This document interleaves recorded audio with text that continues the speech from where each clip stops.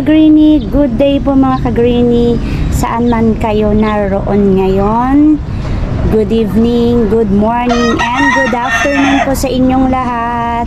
Si aking Folbon yan, nilipat ko po siya dyan, nandito siya. Dahil mataas siya doon, kaya dyan ko na lang siya nilagay. Kaso parang natatakpan niya si Beyonce. Pero mas gusto ko siya dyan sa kanto kasi gusto ko sila magkatabi ni Have It Here. At nilagyan ko ng tukod si Buddha's Temple dahil naka-disalign siya. Yan, naka-bend siya, kaya nilagyan ko siya ng tukod. And for today's video, may nanghihingi po ng updates ng aking jelly bean. Ang comment niya ay narito, si Mau Thread. Sana may update kayo sa kanila po. Comment niya ito sa jelly bean ko na video. At ito po yung aking jelly bean. Katabi siya ng Sedum Aurora at ng banana. Ang jelly bean ko na ito ay 2 years na sa akin. Konti na lang po talaga yung natira sa kanya. Yung matured na lang po dyan. Ito, tsaka ito po. Pinagsama-sama ko na lang po yan siya kung saan-saan. Yung mga nakonte na mga succulent ko, dun ko lang po siya pinipiliin. Dahil bumili ako po ng bagong jelly bean. Ayan, kinuha ko siya doon. Kasama rin siya ng banana na kumonti din.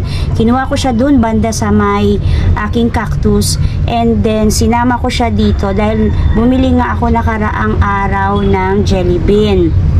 Pero konti na lang po talaga yung 2 years ko na jelly bean. Ayan na lang po. Ito na lang po, tsaka yan. Masasabi kong nabubuhay o nagtatagal siya sa Lowland, Manila, dito sa area ko. Pero, kailangan lang talaga niya ng extra care. Kasi medyo hindi siya madaling alagaan. Sala sa init siya at saka sala sa lamig. Yung akala mo okay na siya, nag-adjust na siya, pero mapapansin mo, pumapayat siya. Natutuyo yung mga stem niya, lumalabas yung marami niyang aerial roots. Minsan, kahit hindi naman bagong repot, kapag sobra siya sa dilig, naglalagas siya. Kung itatanong ninyo kung good for beginners ito, si jelly bean, hindi ko maisasuggest sa inyo ito for beginners, lalo na kapag taga Manila kayo, lowland, kasi medyo pinahirapan niya ako. Pero kung lowland kayo na mataas ang humidity like province area, pwede siguro. Metro Manila, hindi siguro kasi ako, ang baba ng humidity ko dito.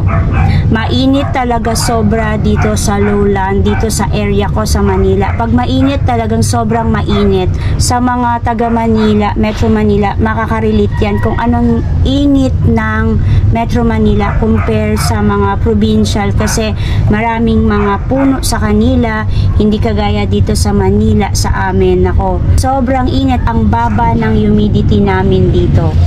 Kung plantita ka naman at meron ka ng alagang cactus and succulent, tapos jelly bean wala ka pa, at gusto mong bumili ng jelly bean at gusto mong mag-alaga, pwede naman.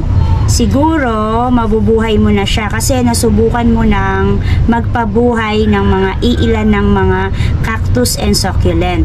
May potting mix ka na, alam mo na yung watering at sunlight kasi nga meron ka ng mga old succulent. Pwede mo na subukan si jelly bean.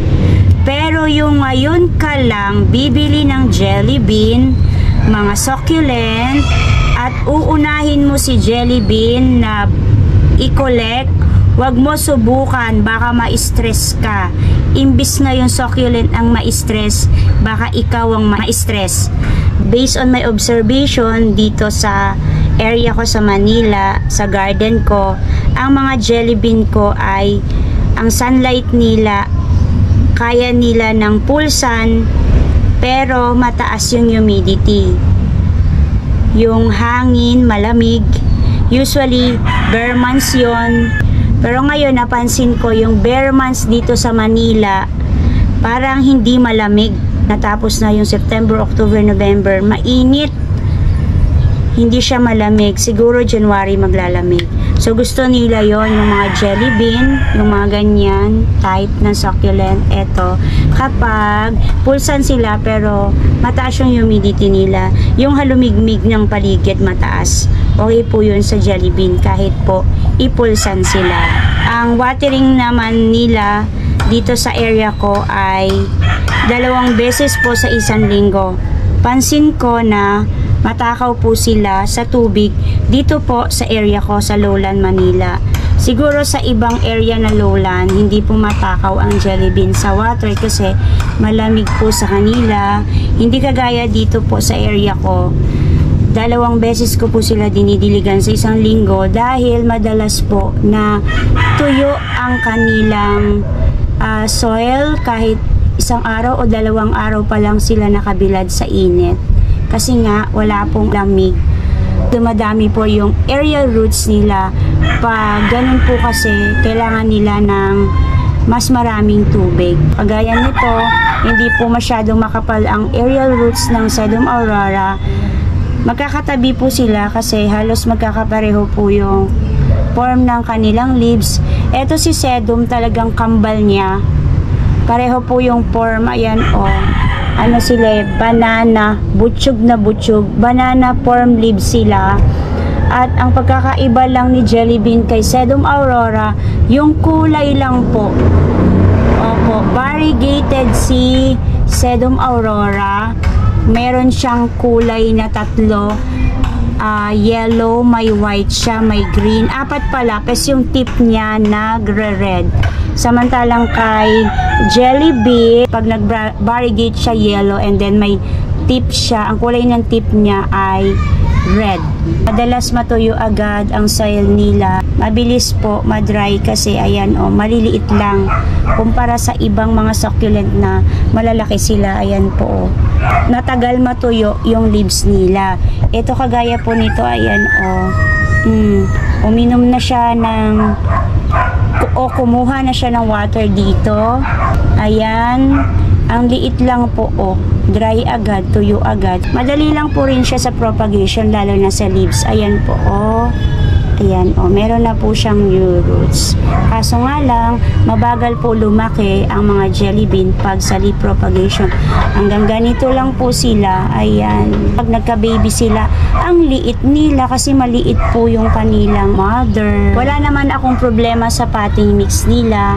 Mas nangangailangan sila ng fertilizer dahil nga medyo mabagal sila lumago at dumami dito sa akin. Ewan ko lang dyan po sa area nyo kung mabilis po lumago at dumami ang mga jelly bean ninyo.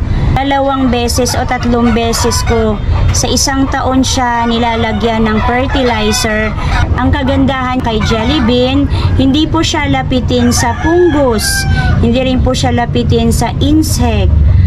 Pag nagripat ka nga lang sa kanya, bagong ripat sa kanya, nagmamashi po siya. Nag-fill-in po ako sa kanya, pinagsama-sama ko po sila dahil meron po akong bagong binili. Kaya medyo lush at dumami po ang kanyang hitsura ngayon. Ngayon ko lang uli na fill-in, napadami uli siya dahil kapag namamatayan po ako ng succulent at nahihirapan po ako alagaan siya, medyo matagal muna ako bibili uli ng succulent kasi pagbili tayo ng bili, pagkatapos namamatay naman siya, sayang naman. Minsan may tanong tayo, okay naman yung potting mix niya, okay naman yung sunlight niya, yung watering niya, 'di ba? Saan tayo nagkulang? Ano ang dahilan kung bakit namamatay pa rin siya? Kaya ako, pinapatagal ko muna bumili uli kapag namamatayan ako ng mga bagong succulent. And that's it for today mga ka-greenie. Sana may nakuha po kayong tip kung paano alagaan or mahirap ba alagaan ang mga jelly bean. Recommended ba ito for the beginners? Hi sa'yo, Mau Fred. And shout out muna kay Mobile Legend World, MGTV, Lag Gaming. Thank you Lord sa araw na ito. May God bless you all. Bye bye po mga ka-greenie.